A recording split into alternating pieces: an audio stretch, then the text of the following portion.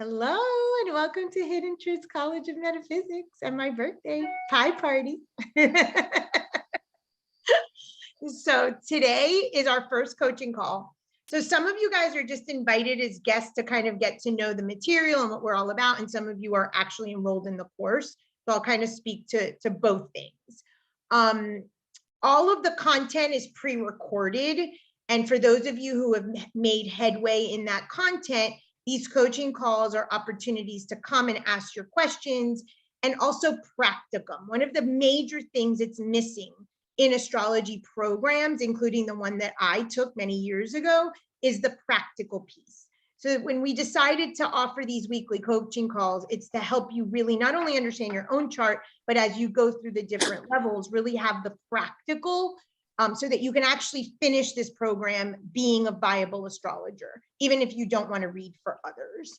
So today, because we have some additional guests, and for those of you who are sort of just a guest to my birthday party, you'll get a pre-recorded lecture so that you can kind of see the way that we're organizing content. But today I want to kind of talk about astrology and why it's sort of resuming is very popular lately. Talk a little bit about that. I also want to link it into, we teach a Greek mythology basis, even though all mythologies are viable in astrology. So I want to talk to you why we use Greek mythology in particular. And then I want to talk to you about the basics of the anatomy chart. So it's like the anatomy of the astrology chart so that you know from the get-go what you're looking at. And then of course, I'll answer any questions depending on where you are in your astrology studies, whether they're at HTC or not, and where you are in your content if you have started watching the videos. So what is the craze about? So spiritually, there are cycles that rule eras and what are called yugas. These are like 2,000 year periods up to 20,000 year periods. And they rule whatever is happening sort of globally. And we have entered astrologically what we call the age of Aquarius. My particular guidance has indicated that COVID was like the real start, if you will. Although a lot of different people will say that it started back in the 60s or in Y2K. So there's not a real concise date as to when the age of Aquarius started. But I think at this point, most people would agree that we're in the age of Aquarius. And that age lasts about 2 to 2,100 years. These aren't exact dates because the way that the Earth tilts on its axis doesn't allow us to have an exact date, but an age range. And then in the Vedas, some of the most ancient texts of spirituality, we have what are called yugas. These are like the golden age or the bronze age. And we're in what's called Kali Yuga. Kali is the goddess of death and destruction. And that's why we are seeing so much of old structures destroyed in our life, statues and governments and so forth. And we're going to continue to see more of that. So from a yuga perspective, we're in the Kali Yuga layered on the age of Aquarius.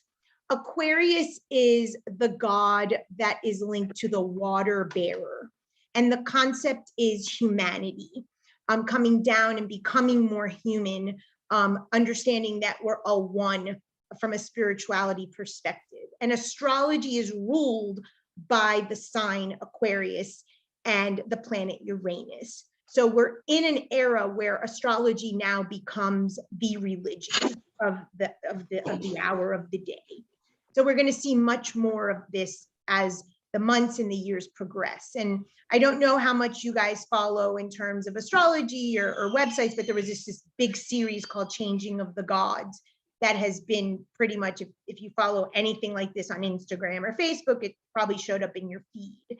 And Harvard researchers, some of the top psychotherapists, spiritual therapists, transpersonal psychologists got involved in this project to explain to people how these planetary influences influence our life, our government, our social structures. So this is the order of the day. So it's the right time to study astrology, to not only understand what's happening in your own life, but what happens in the world around us. So it's a really auspicious time to be participating in astrology. Any questions about that? Have you had any questions about why this is suddenly like the thing? No? Okay. So why study astrology? Well, this is the Temple of Apollo at Delphi in Greece. Back in the day, this was believed to be sort of like the center of civilization. And at the entrance of the temple, there are three things stated. Man, know thyself, nothing in excess, and certainty brings insanity. And the beauty of astrology is that it is the most powerful self-development tool, and we'll get to that more in a moment. It shows us exactly where we have excess, and the other side of excess is scarcity, so either one. And that we get to choose. There's nothing certain in the chart other than understanding planetary movements and transits that activate aspects of self that might be dormant and may lead us to choose a course of action. Part of it is magical and mystical in terms of the universe is to get you to move in a certain direction, but there is also a level of personal decision making and free will. So this isn't deterministic, and it's not all free will, it's a combination. And so there's not certainty, but there is certainty. So it's sort of that midpoint that all spirituality teaches. In my models, for anybody who's ever followed anything that I write about the 48 to 52, which is the midpoint. But every spiritual tradition says this in one way or another. And the way to sort of master your chart, if you will, is to find those areas of excess or scarcity and find that midpoint so that you can be the most whole and individual that you can in this lifetime. So it's very, very personalized to each individual, the astrology chart, but at the same time, it's rooted in quantum physics. It's rooted in that everything is connected, a spiritual law called the principle of mentalism, that we're all one. So you not only can see your own self in a chart, you can see your family, you can see your ancestors, you can see everything in society and in any environment in your birth chart. So it's not one level, it's multifaceted and multi-layered, but we start with ourself, understanding that everything in our life is a projection of what's going on in our head. So in your content, you have a video series called It's All in Your Head, part 1 and 2. And I go very in depth about how everything that's happening in your external life and what the chart displays is a projection of your own mind.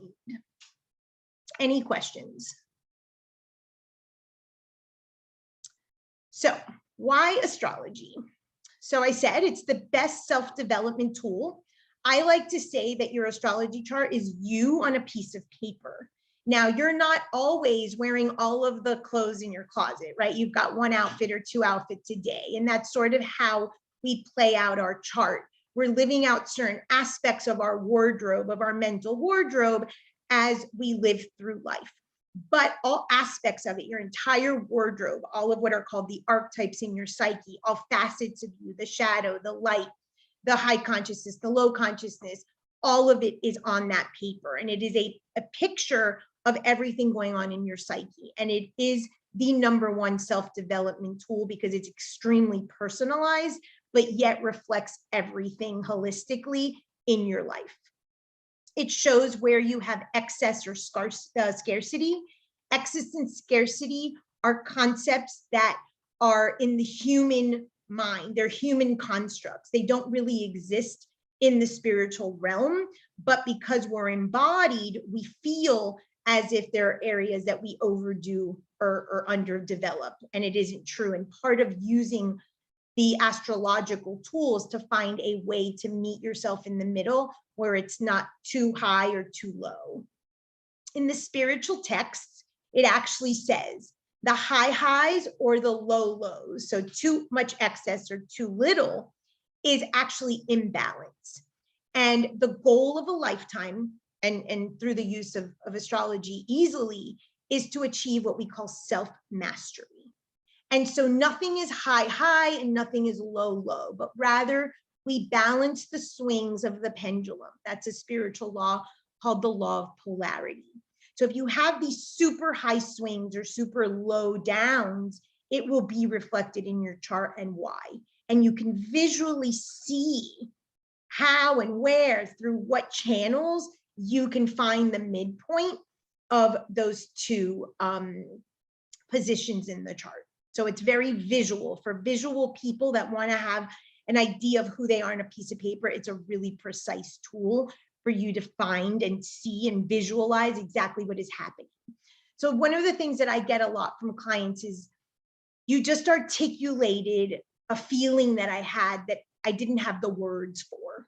So it's very powerful because it frames an energy or an emotion that someone houses inward that they don't have the language for, but through the knowledge of astrology, whether it's archetypes or transits or aspects, we now have this language to explain everything that's happening inside, and people feel very heard, they feel very validated, that what they're experiencing inwardly and externally in their life as a reflection of what's going on inward actually has a meaning, has an understanding. They're not going crazy.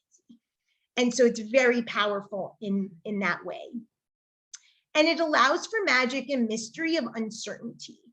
I like to tell clients I can provide tools that are 95% certain, but there's still this 5% uncertainty. And that's also part of living in the midpoint, is that there are unknowns and getting very comfortable in the unknowns.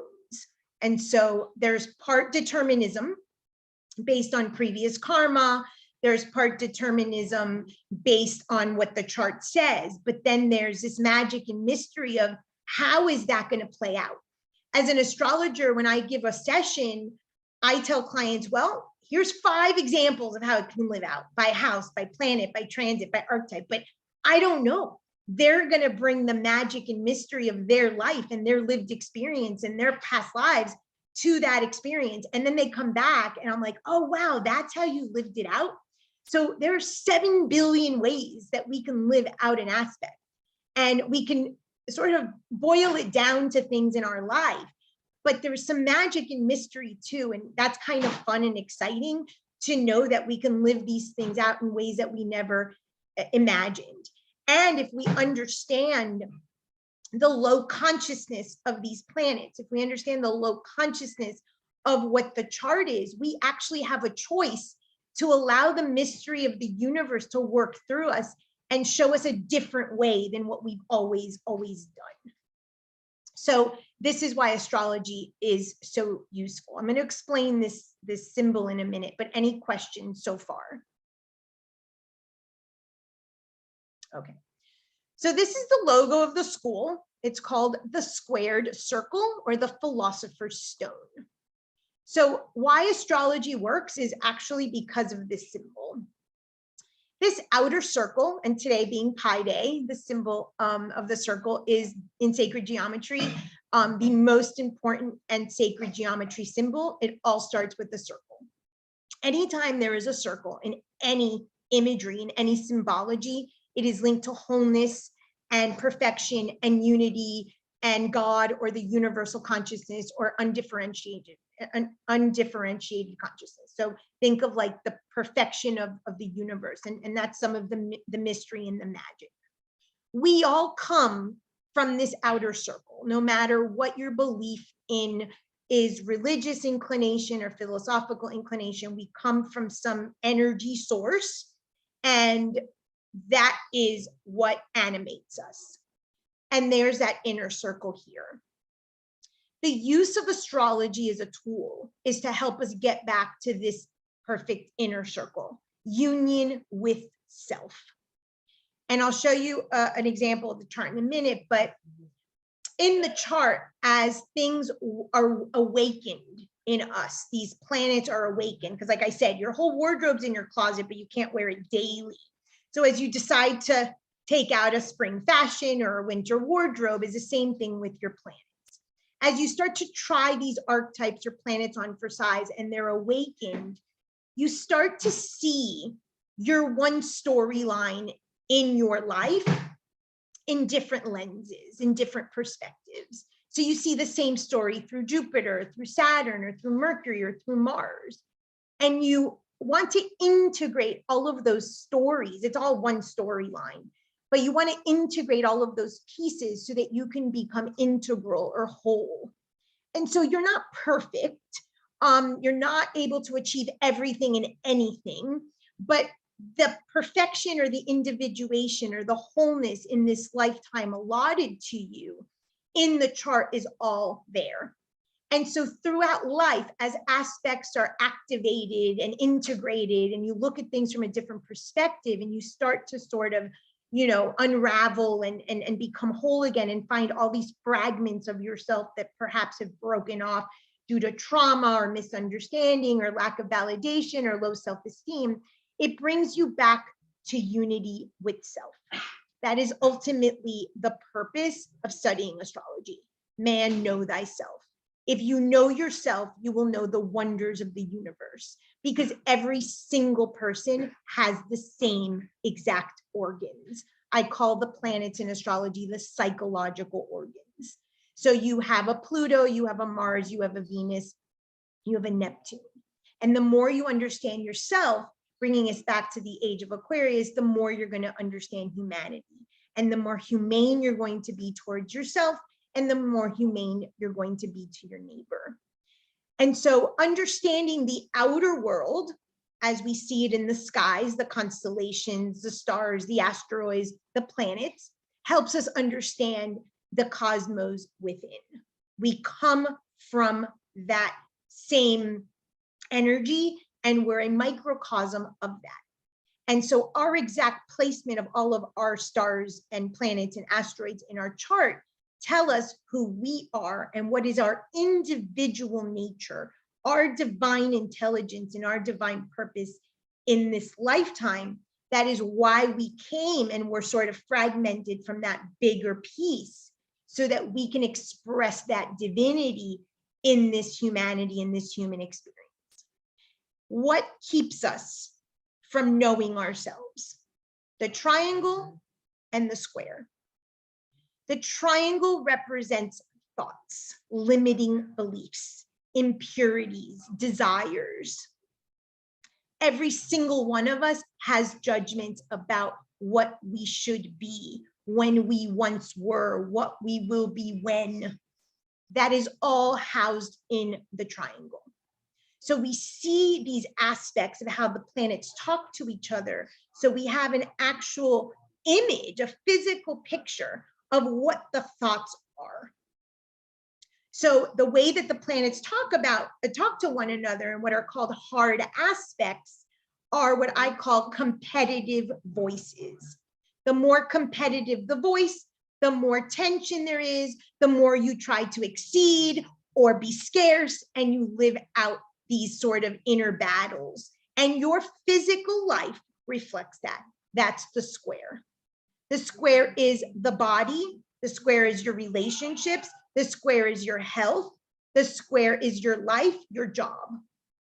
And so that square, the limitations of your thought and your physical world, keep you from knowing yourself, that inner circle.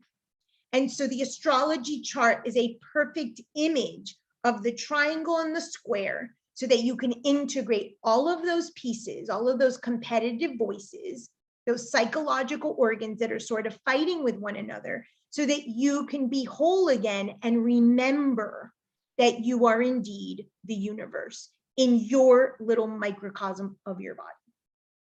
That is what makes astrology so powerful. Any questions?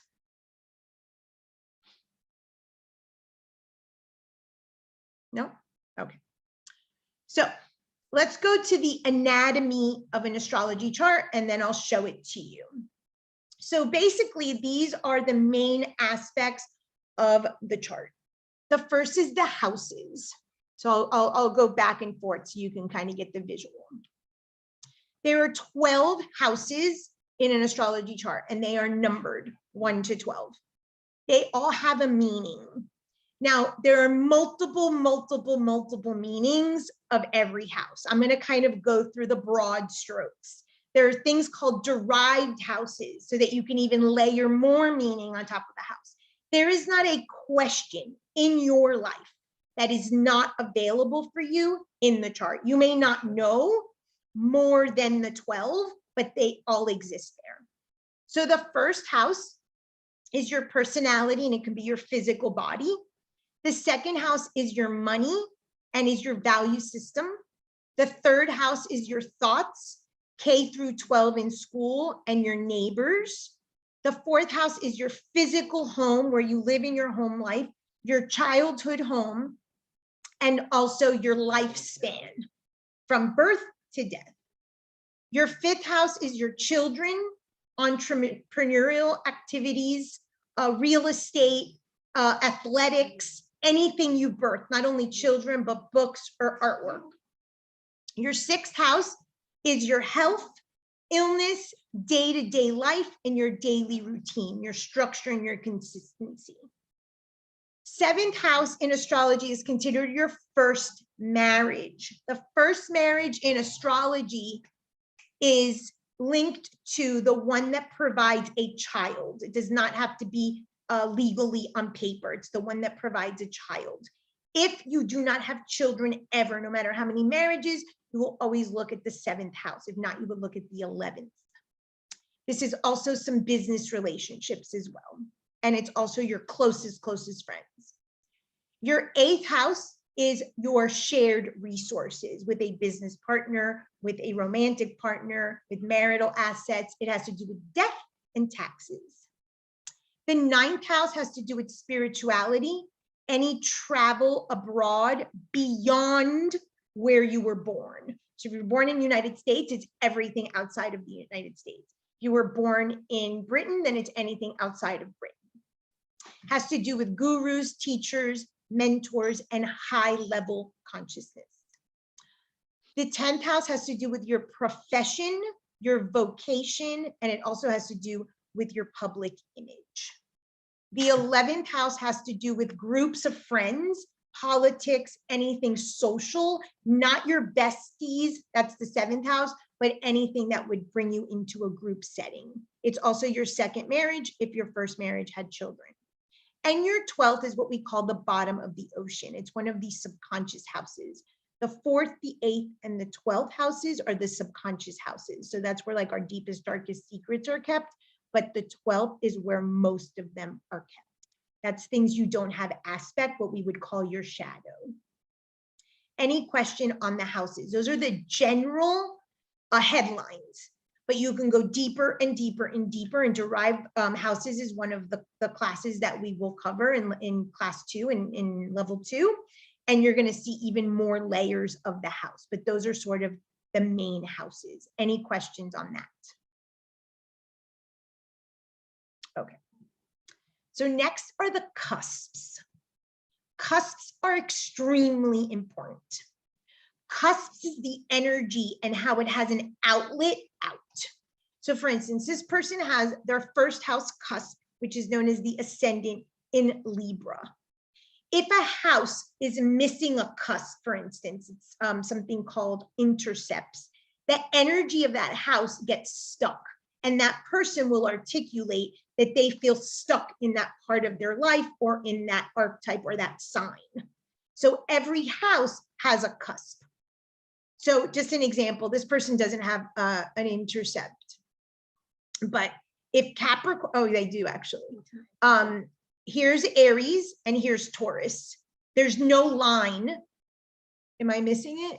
Oh, it is there. It's just very faint. It is there. If there was no line there and there was no cusp, that Taurus energy would have nowhere to go. So the way the person lives out that energy and the way that they kind of move it into the world is through the cusps. The cusps are very telling. So most people will say, well, Francis, I have nothing in the 10th house. No, you do, because you have a cusp. This person has it in Cancer. So even though the house looks empty, no house is ever empty. These little lines here are called decanats. They actually fine tune the energy even more so. And you'll see that in the astrology level 1 and basics lectures, but no house is ever empty. Now, where a person has a lot of planetary activity, yes, those are going to be primary houses in their psyche. But every area has something. It's not like this person has nothing in the 7th and will never get married. That is not actually true. There is a cusp in which the energy will flow. In this case, it's Aries. And so every house has one cusp, but sometimes a sign gets stuck in a house. So a lot of times people that are born in like very cold areas, like up north, will have intercepts because the winters are so cold, it'll reflect in their chart and there won't be energy that flows out of a house, and they will articulate that they feel stuck in that house. And if there's a planet there, they'll feel even more stuck. So cusps are loaded with information. In level 4, when we start doing birthday charts, solar returns, and things like that, more evolved charts, you're going to see how important the cusps are to tell you the transition and the involvement of the soul that the person is working with. Any question about cusps? Yes, Francis, how do you spell that word? Yes, it's right here. C-U-S-P-S. Oh, cusps. Okay, thank you. You're welcome. So next is the planets. So at HTC, we use 12 planet/asteroids. In your program, if you are actively seeking astrology, I highly recommend, you can get your free chart online, but if you want to start deeper study, I highly recommend Astro Gold app is like $30, $40 on iTunes and Android.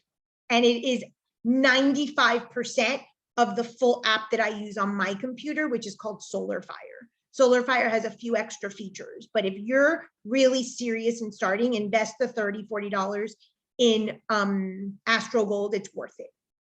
Okay. And you can put as many planets, as many asteroids. There's a thing called Sabian symbols. There's a ton of stuff that you can put on your chart. We only work with the ones that are on this image. So I'm going to go through those. The sun, the moon, Mercury, Pluto, Uranus, Jupiter. This is the North Node.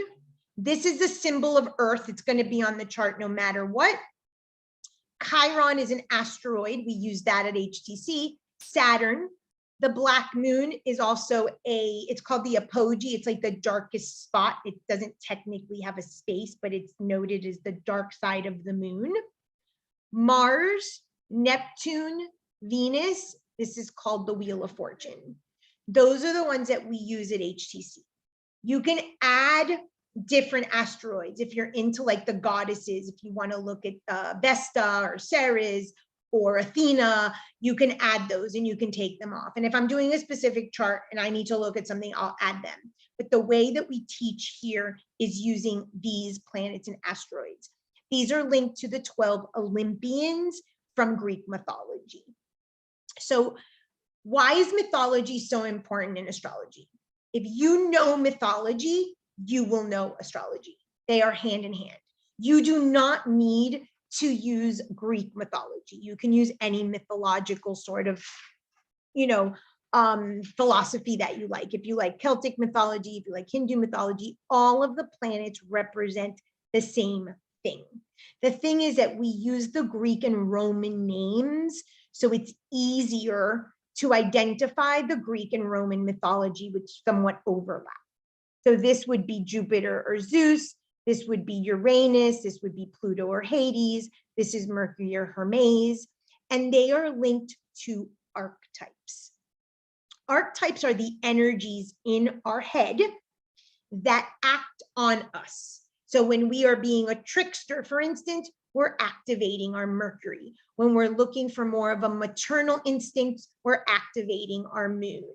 If we're looking for more of a limit and boundary archetype, we're activating our Saturn or our Sage archetypes. So in our school, we use archetypes, we use Greek and Roman mythology interchangeably. And you do have a section on who's who in mythology, all of the archetypes. In the lecture of It's All in Your Head, all of the archetypes are laid out. All of this is intertwined. There are some gods in Olympus that don't line up appropriately it's because we use mythology and we use symbology. And so a lot of the things aren't like textbook myth or textbook archetype. They're after many years of my theories and books that I've written, that I've sort of clustered some archetypes into the similar planet or myths. And that's how we teach it in HTC. But these are the main ones, and we align them with the 12 Olympians. And so if you know the myths of those gods, the relationship between those gods in mythology, you'll understand the way they play out in your head. Remember, you are that inner circle. You are divine. You come from those cosmos. So in every tradition, mythology has been used as a source to explain the human behavior or the human personality or the human experience back to its people. So whether it was a written mythology or spoken mythology, story has always been the way that we've explained who we are, and why someone does a certain thing. That's what astrology is. So the more mythology you know, the more you're going to know yourself. Sometimes we'll branch out into other mythologies. I love to dabble, but you will find the same 12 archetypes in every single mythology if you look. And in your workbook materials, there's a section under each of the planetary myths that what are some of the other myths in other traditions, so that if you're interested in learning about some of the other traditions, I highly recommend you get at least a basic mythology book or a basic mythology Bible or mythology for dummies. Even though we give you a lot of it, reading the stories and knowing the stories are going to be so helpful in you understanding everybody in your life, but primarily you. The other reason that mythology is so important is that your sun, your moon, and your ascendant, so here your sun and your moon, and then this line, this person happens to have all of it in Libra, is going to tell you the personal mythology you are living. You are a living myth. You are a living god and goddess. And the way you live out that story is through the sun, the moon, and the ascendant. All of the other planets and all of the other relationships that are called aspects are simply to reaffirm and confirm that that is your story. You have one story. You live that story in every single experience in your life. If you strip it back, that's your myth. So the more you know the planets, the more you're going to understand the myth of your 3 planets, the more you're going to understand yourself. Any questions on the planets? Next are the signs. So every single person has the same planets and every single person has the same signs, just in different places. So just to use this person's chart, this person has a triple Libra. Her sun, her moon, and her ascendant are all in Libra. So obviously that sign is going to be very active in his or her life. If you have a placement of your sun, moon, and your ascendant in 3 different signs, those are going to be the 3 main signs. But every single sign is located in the wheel. So I want you to imagine this wheel as the inner wheel that I showed you from our logo down here. That inner circle is your placement of the cosmos from the outer circle. You understand the signs, the planets, the aspects from the inner circle, you're going to understand not only your thoughts, your body, your situations, your conflicts, your life, but you're going to understand the universe. Man, know thyself, and you will know the wonders of the universe. That's what that comes from. So every sign is on the outside of the wheel. So we are not limitless. We are not allowed to be anything we want to be. That is not true. We are bound by our circle, which is the placements of these planets and how they talk to one another. And we are bound by a cross. Everybody has a cross, and you see this arrow here, and you see this arrow here.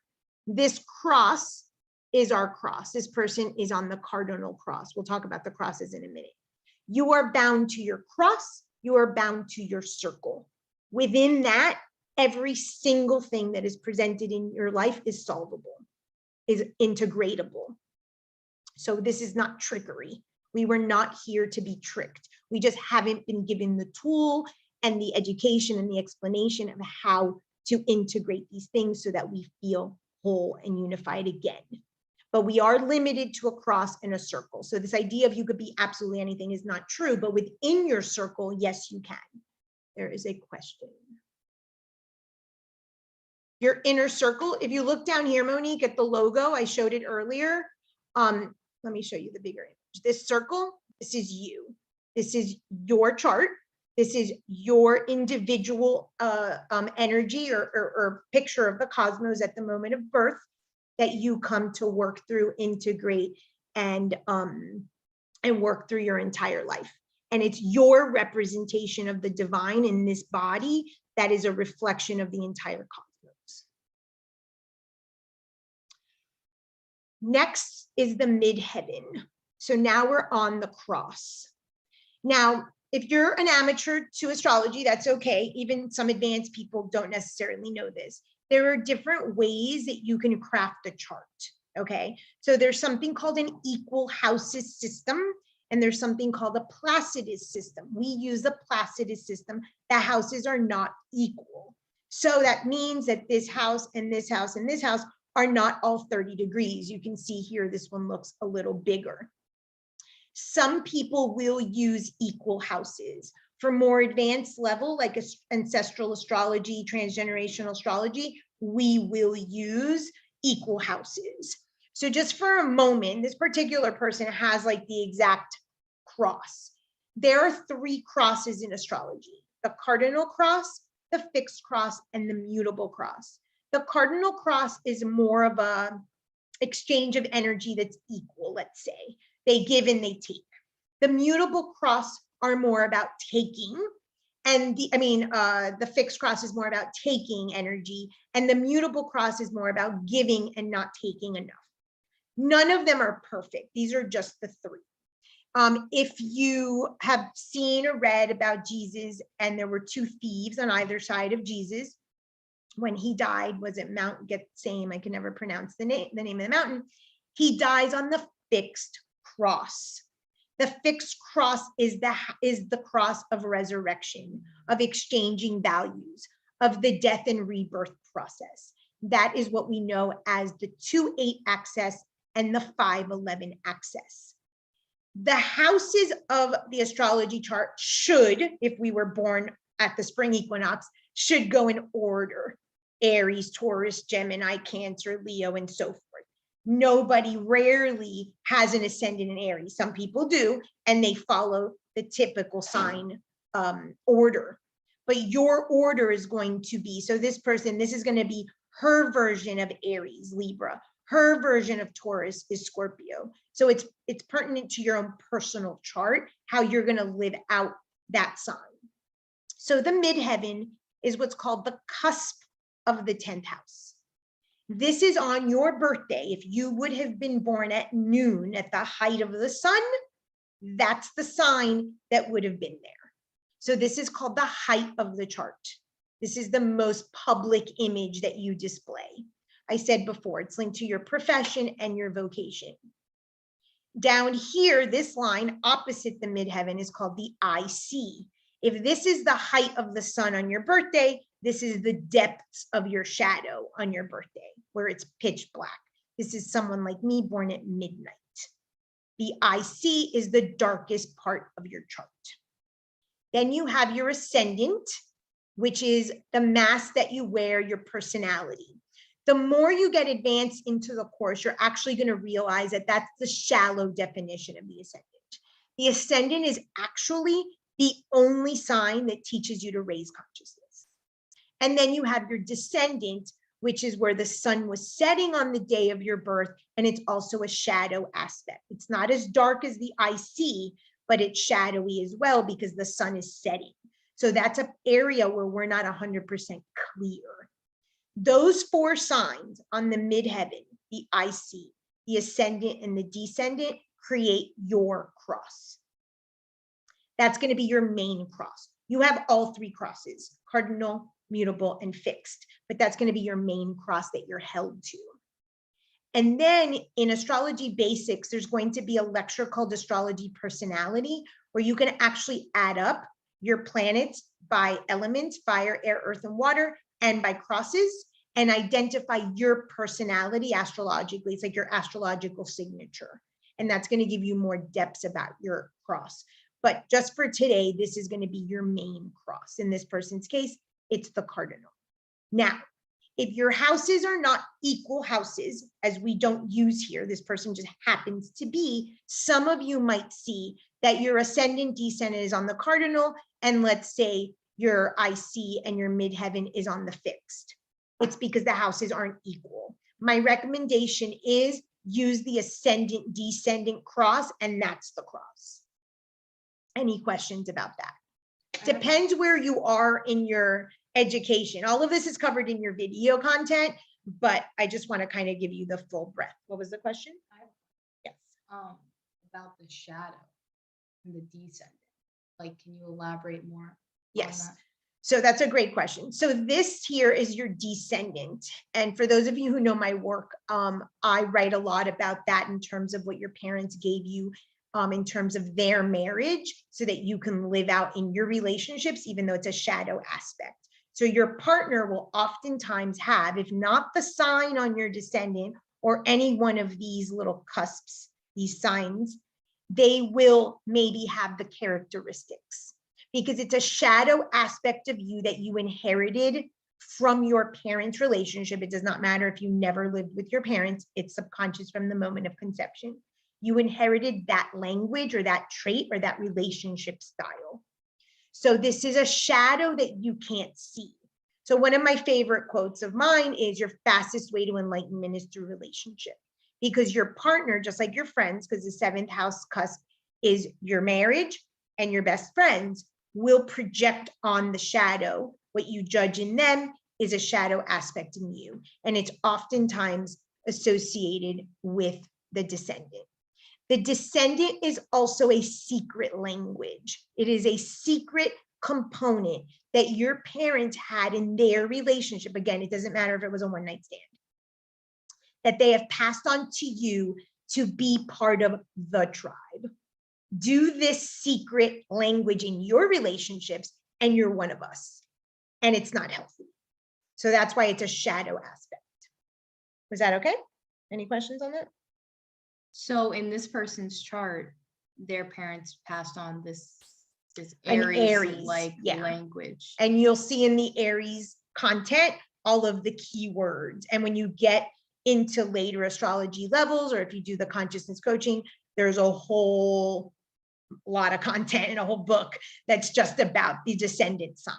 So there's a lot. I mean, this is your life on a piece of paper. This is not shallow. This is nothing fluffy. There's depth and depth upon depth of everything in astrology. But that's like the surface level answer. Wonderful. Thank you. You're welcome. So we covered the midheaven, the ascendant, the descendant. I want to talk a little bit more about the ascendant and the IC.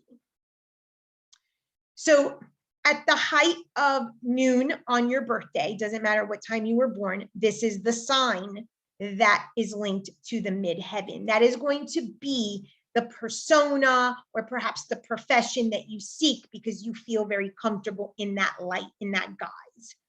So the depths of your subconscious, one of the 3 subconscious houses is the 4th. The IC is the cusp of the 4th. The 8th house cusp, I said, was death and taxes, secrets and shadows, and shared resources.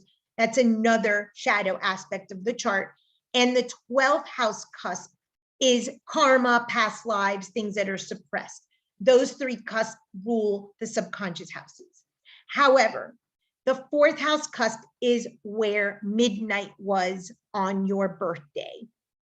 So that cusp is extremely important. It's a shadow aspect that you keep hidden, and it's inherited in the childhood.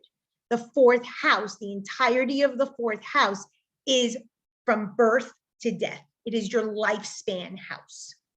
So that cusp talks about those initial moments when you're brought back from the birthing center or the hospital, exactly what your psyche understood the shadow to be that needs to be suppressed and projected onto others. So it's a very dark placement in the chart. If you understand it, it's one of those cusps that give you a lot of shadow information. The ascendant. There is a superficial look at the ascendant, and then there's the depth of the ascendant. There's an entire ascendant lecture on every sign and all of the details around the ascendant. So I'm just going to surfacely touch on it. In most astrology programs, you're going to be told that the ascendant is your mask, is your personality. It will have to do with your look, your physical body. So here, this person is a Libra. Obviously, they're going to be very graceful and beautiful and sensual and sexy, everything that Libra and its ruling goddess Aphrodite reflects. So it does have some sort of superficial tendency. However, we are only given what's called one decanat in a chart to raise consciousness in an entire lifetime. So these little lines are called decanats. And so each sign has 3 decanats. So this is Libra. There are 3 air signs. Libra is an air sign. So here's Gemini, here is Uranus, and here is, no, this is Libra, I'm sorry, this is Aquarius, and this is Gemini. Each one of these little lines and this bigger line here is a section. It's literally this big, it's an inch. That is all you get for spiritual growth in a lifetime. That's it. That's it. Most people don't even do that. That would be the whole integration of everything in your chart by the last breath. So we get this much. That decanat, that inch, if you integrate your ascendant sign, truly, you don't think it's someone else, because that's the thing. Most of the time we think it's outside of self. We project it onto others, or what I call tiptoe. When we actually integrate this sign, we will raise our consciousness. The transmutation of the one limiting belief, that triangle that I told you that keeps us from knowing ourselves, and that is how we know ourselves, and that is how we raise consciousness. And it takes an entire lifetime, and sometimes we don't even achieve that in a lifetime, to move the 1 inch. So this idea that the ego teaches us that we're running late, or we're behind, or we should be, or we will be, is nonsense. We have this much to go, and most of us don't. There's a question. So this chart, the growth is Uranus. Okay, so you're talking about the decanat.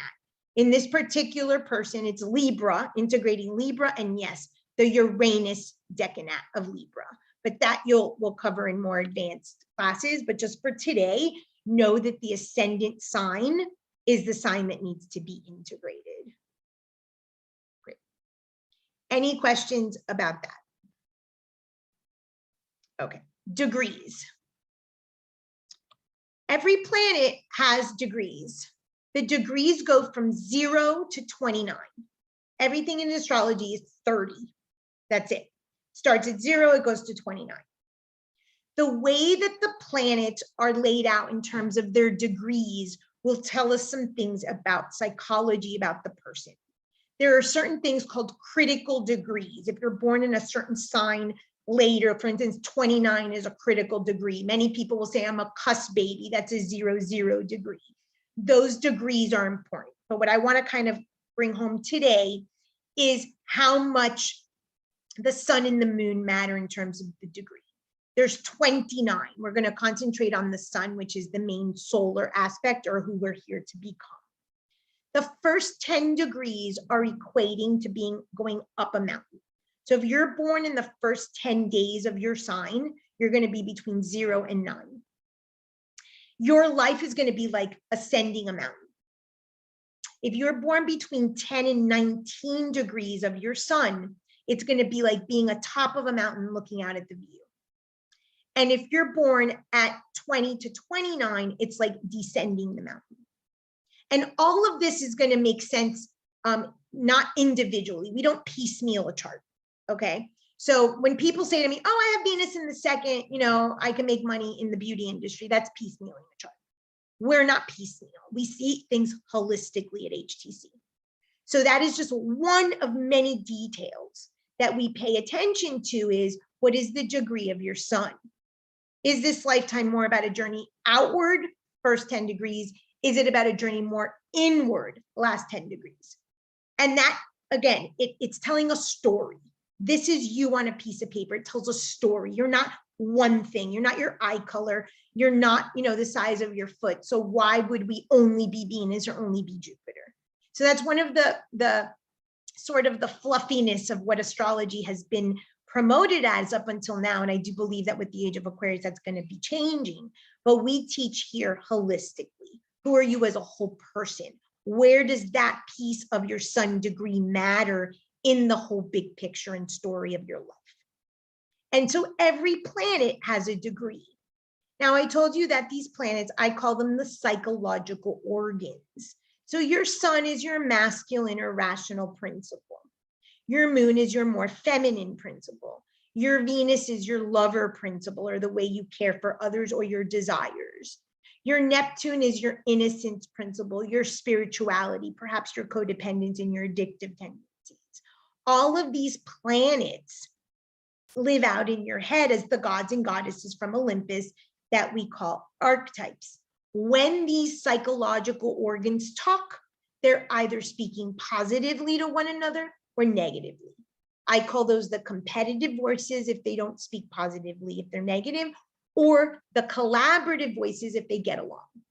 The collaborative voices are your toolbox. They're your good coping skills. They're your strengths. Those don't pose a problem. Those are the ones you use to help you get through your competitive voices or the hard aspects. Aspects are the official astrological term of how planets talk. The degree is how they're talking. If they're really, really close within what's called an orb, a 5-degree orb, they're talking in each other's ear. If not, they're very far away, like one mountain to another, they're not going to hear what it's saying. So the degree has to do with what's called an orb. So this person has a Venus at 13 and a Neptune at 18. That's a 5-degree orb. Visually, they look like they're right next to each other, but they're really at the height of how they can listen to each other. Imagine like putting the cup, remember the cup string, and you would listen through the door, you would talk to your friend. It's the same idea. The closer they are, the more the degree is tight, has a tighter orb, the more impact that has in the person's psyche. The further planets are from another, and depending the aspects, hard or soft, is how much of that strength or that weakness they're going to live out in their life. There's 2 main orbs. The sun and the moon get a 10-degree orb. Those are the most important parts in the chart. Our masculine principle, our feminine principle. Call it mother, father. Call it emotional and rational, whatever you want. Those are the luminaries. They're the most important part of the chart.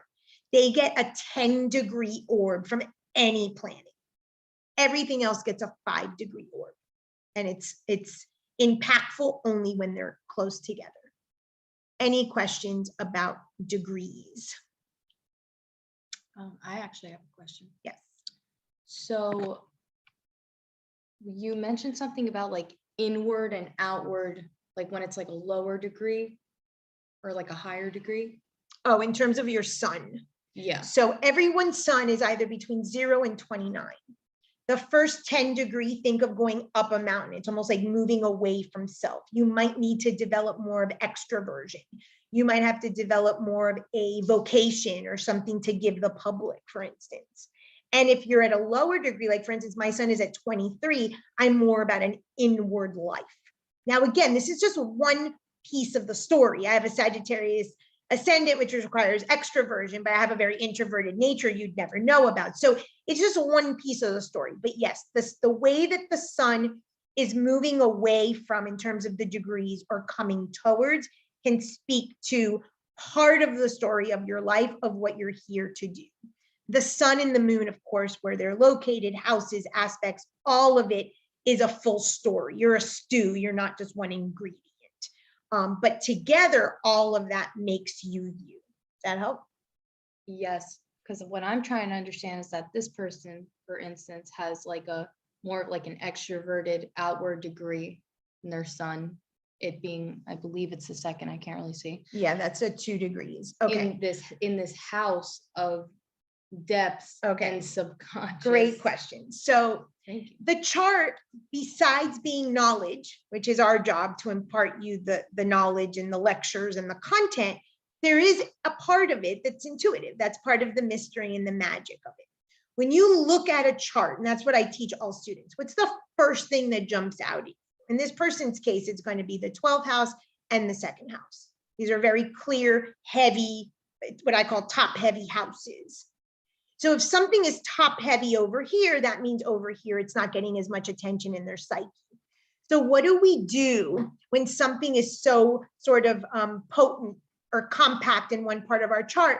We project the other part of the chart, the other house, which is called the axis, onto other people.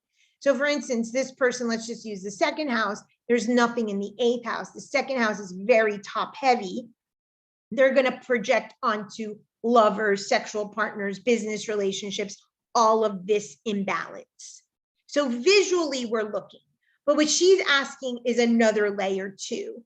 If the sun likes to be in the sky and the symbolism of the 12th house is the bottom of the ocean, how is this person going to live out their light and bright sun solar nature if they're stuck in the bottom of the ocean? That's going to be part of their journey.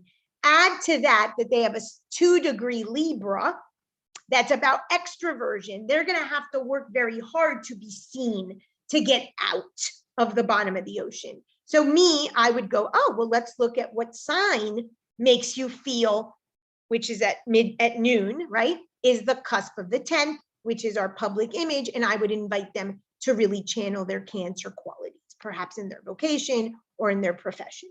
So you start to see how you're going to give guidance based on the struggles that the person has, based on where the planets are placed in what sign.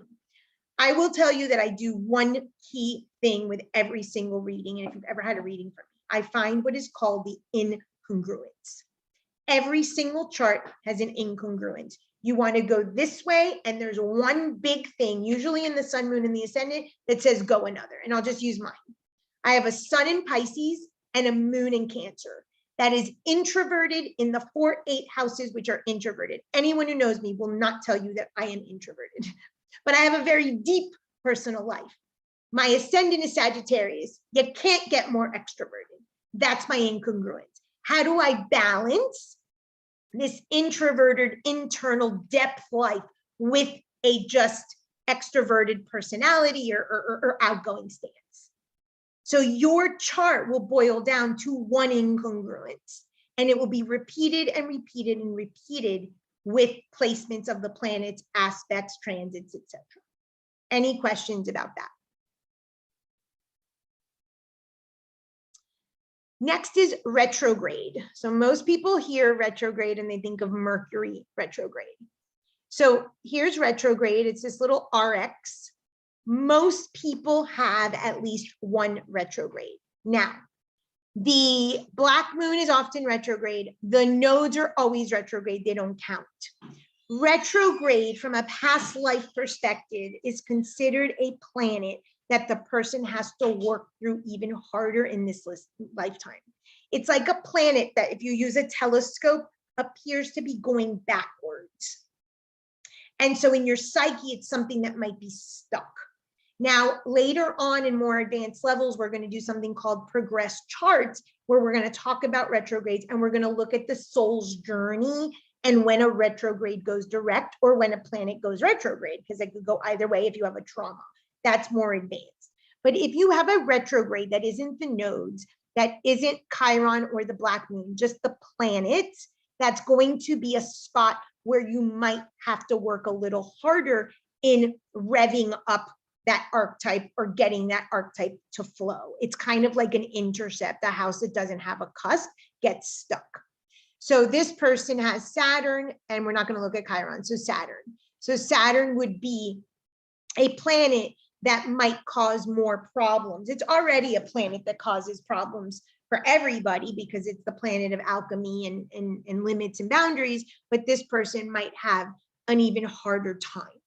So retrogrades have to do with past life and karma and places that maybe we feel uber stuck. I've probably only done 2 people, and I think one of them is on this call, in my life that have no retrogrades. If you have no retrogrades, the belief is you're done, you don't come back. Now, the soul eventually comes back over and over and over again.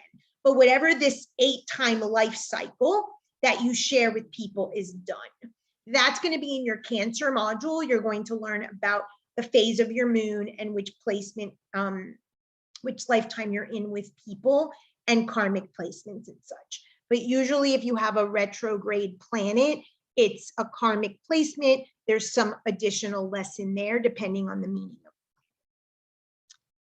it. Any questions? Okay. That I am that once in a lifetime person. I thought you were on. Marietta has nothing in retrograde. So in this 8-phase cycle, as we look at a soul level, we look at it from the phase of the moon, what phase you're in of 8. And then if you add to that no retrogrades, then you're done with that. Perhaps it could be the location you're born, that gender, that part of the world. These are obviously things that we speculate. That's part of the magic and the mystery. It's kind of like if you're born, and this is for when you do the Cancer lecture, but in the Cancer class, you're not only going to learn your phase of the moon that you're born into. And I just put out a whole book called The Shadow Side of the Mother's Love, and all of this is spelled out on there, but that's in your 4th class.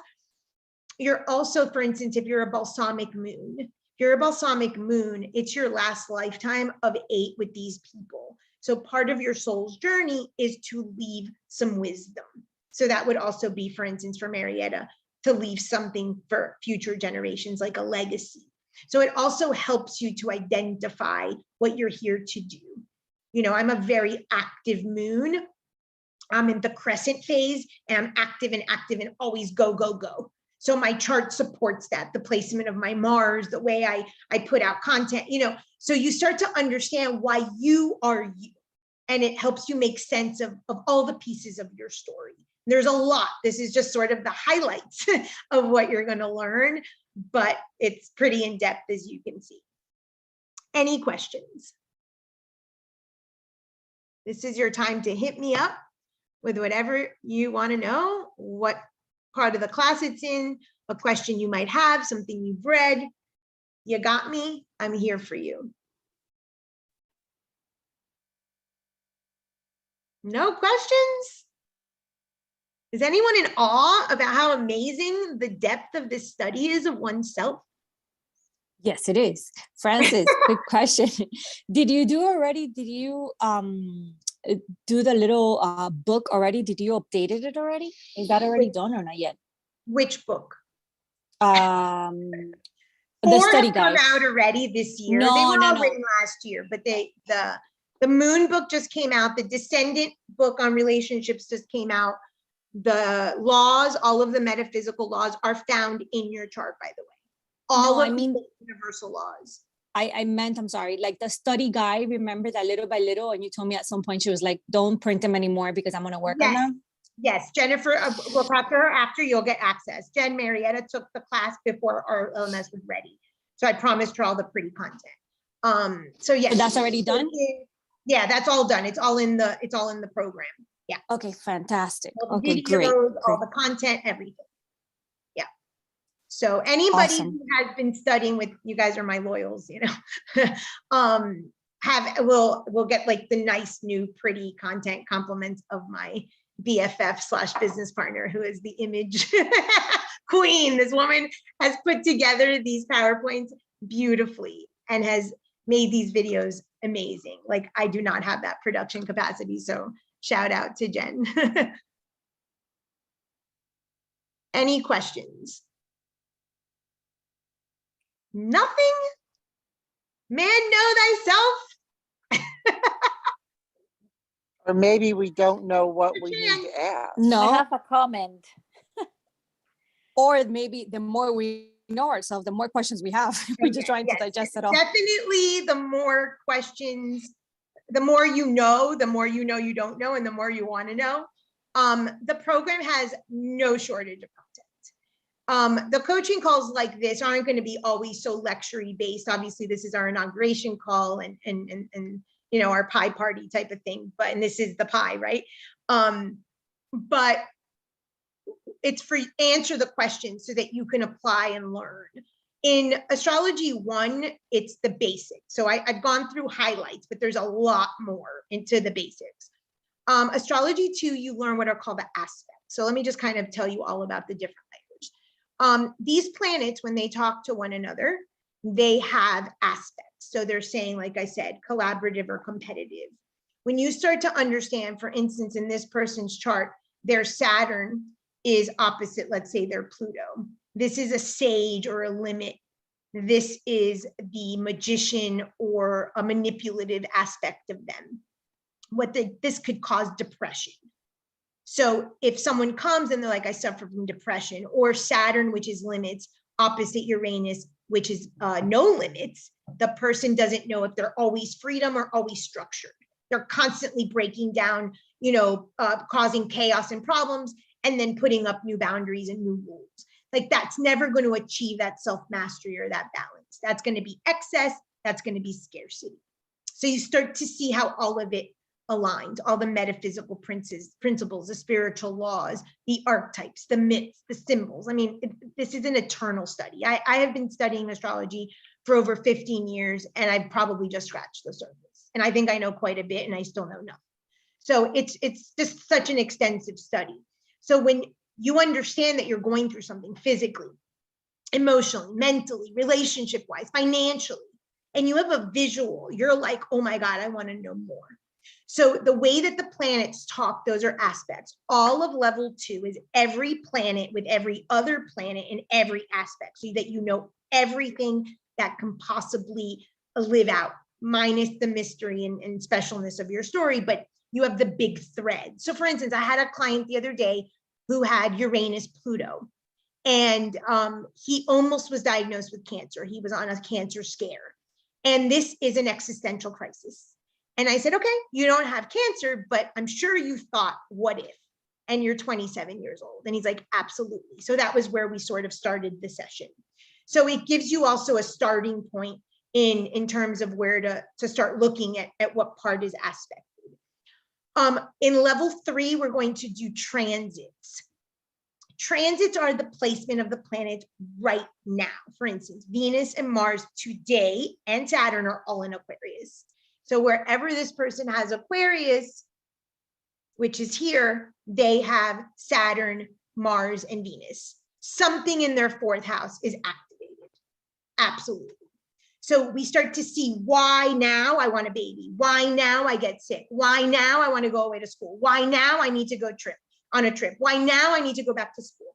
The transits activate what I call the dormant archetypes or planets, and they wake up a part of you. And I told you before that the transits wake you up so that you could see your story from a different perspective, from a church, from a school, from a relationship, from the top of the mountain, from the bottom of the ocean. It's metaphorically to find out your story in all these different aspects so that you understand yourself whole from all different viewpoints. And so that wakes up things in us that we never thought we needed or wanted. And all of a sudden, we have a desire to get married or move to another country or go back to school. So that's level 3. And then level 4 is special topics. We do transgenerational trauma. We do birthday charts that are called solar returns. We do progress charts, which are how is the soul progressing through a lifetime. We do prenatal charts to know what was going on during the pregnancy that planted all the seeds for what your life is going to be. There's a lot of cool aspects. We do astrocartography, where you can live, where you can recommend someone go to school, career psychology and astrology, like what's a good vocation and later in life, what's a good career choice in school. So there's a lot of special topics in level 4. And we will have ongoing workshops too, monthly workshops. I try in every workshop to do astrology, cosmology, philosophy, metaphysical laws. So even if you're not in the astrology program, you'll get tastes of that throughout every program. All of our programs cover pretty much, if you looked at our website, the same concepts, but this astrology is really, really specific to understanding your chart. And then if you want to be a professional astrologer, which you absolutely can with this program, that's the part of the coaching calls where we give you the practice and the practice and the practice. That is missing, I can tell you. I had to seek that out, and I was very fortunate to find a teacher that taught me real practical astrology with the metaphysical concept. So what we're offering is something really special. And I want to celebrate on my birthday because this is my baby. And so I invite you, if you haven't signed up already, to sign up, try out a level. It's phenomenal. You won't regret it. Any other questions? Anything that you're curious about that you can find out about in your chart that you may think that you can, but you don't know? Anything, hit me. I have a question. Okay. I not only have a question, but a comment as well. Okay. But I'll ask my question first. So you had mentioned something about how Aquarius, how like, I think it was Venus, Uranus, and something else that are in Aquarius right now. Yes, And Venus, Mars, and Saturn are all in Aquarius. That's called the stellium. When like this person has a stellium, anytime that there's three together, it's a stellium. That's going to be an important part in their aspect. Think in their psychology. Think of like wearing a tattoo that doesn't ever get removed. But yes, that's happening now today.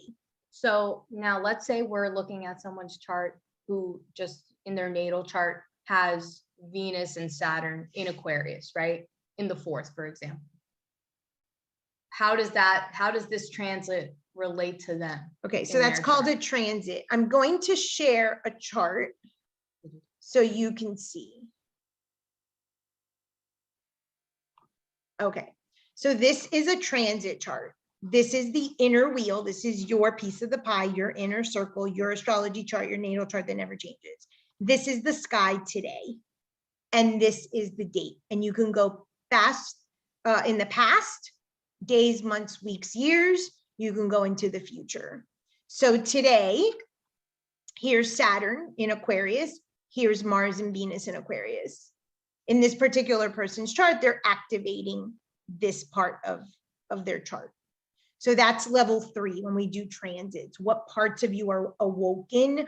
What parts of you are being sort of, woken up to move you in a direction, to give you a new perspective of something that you've never tried before, or it explains why someone enters your life of a particular sign in a particular place, why all of a sudden you run into someone from the past, why all of a sudden you need to go to India to study Ayurveda and meet your best friend.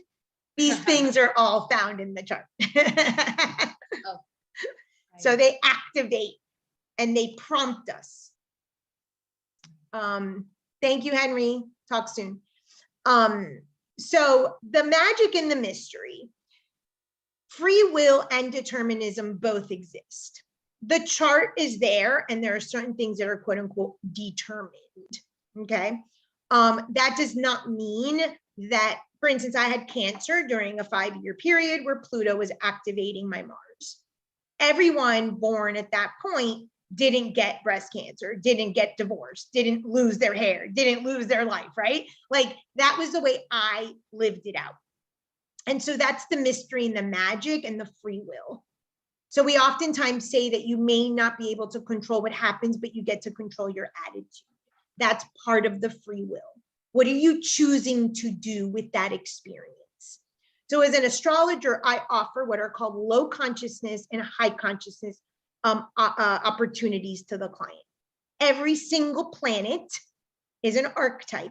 Every single planet has 2 states of consciousness, low consciousness, high consciousness. In every one of your lectures in Astrology 1, every sign and every planet is spoken at a high consciousness and low consciousness. There is no wrong choice. The client decides. So when I do a reading, I say, well, you can live it out this low consciousness way or this high consciousness way. And I do not take someone's free will. That's spiritual law. They get to pick. My job is to provide the options so that when it shows up with a transit and activates them, they say, oh, I have a choice to pick. So usually what happens is that the same planets year after year after year are activated, And it's like Groundhog Day, right? After 5, 10 times of stepping in the puddle, you're like, oh, wait, there's a puddle. Maybe I should move a little bit to the right or a little to the left.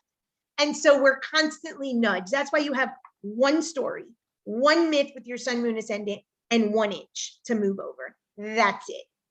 We're really not here doing these amazingly big things, but we don't even, most of the time, we're scared to even move the 1 inch over to the side or up or down. So the planets are constantly showing us, well, if you do it this way, if you do it this way, so we can see all the different inches so that perhaps we can grow into our 1 inch and really integrate the chart. That becomes your whole, cosmos integrated, your whole, you're no longer fragmented. That's the piece of the pie. And that's what you help feed another person, if you choose to, with what you've learned in a lifetime. Any other questions?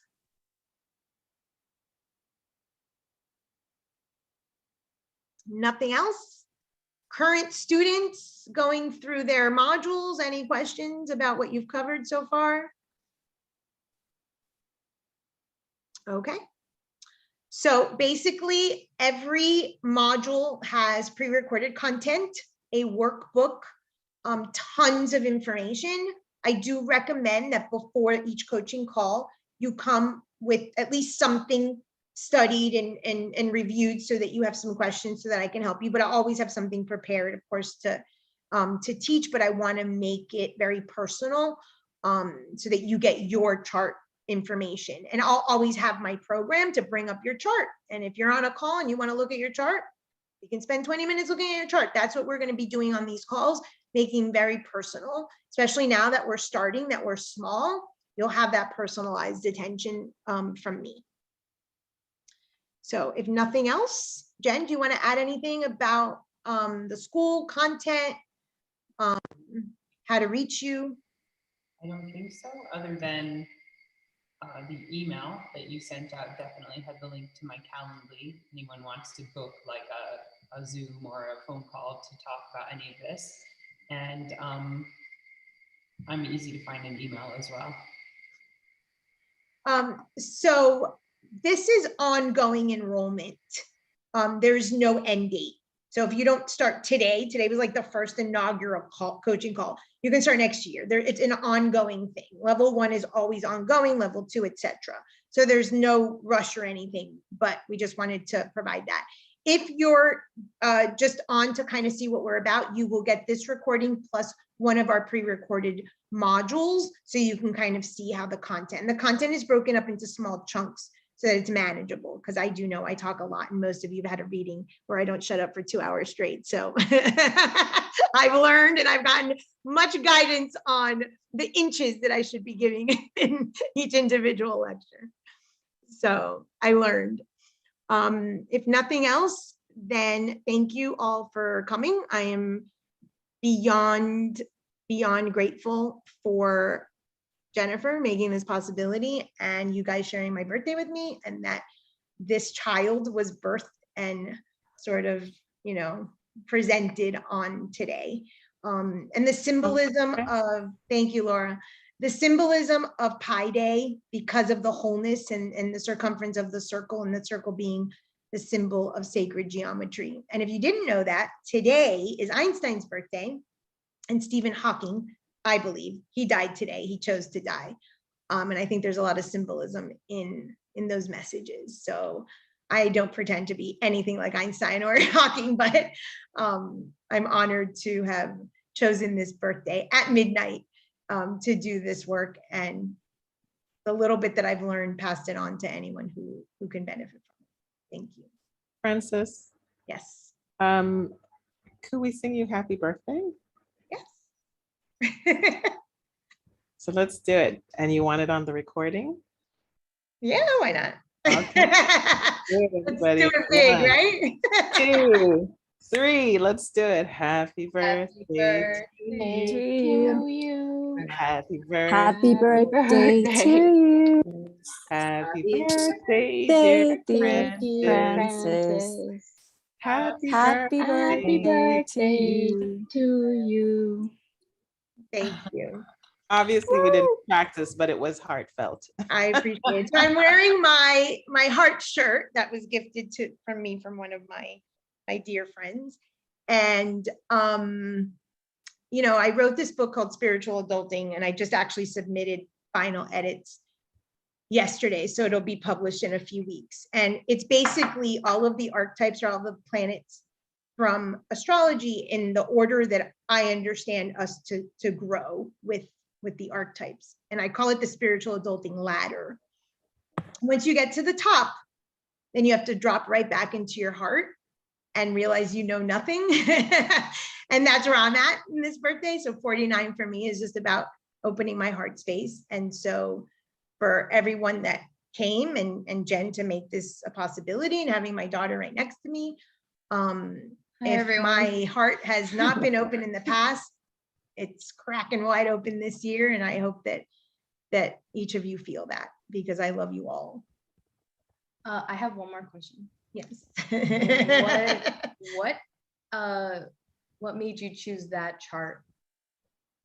I have no clue. That was just one of, Yeah, because imagine being.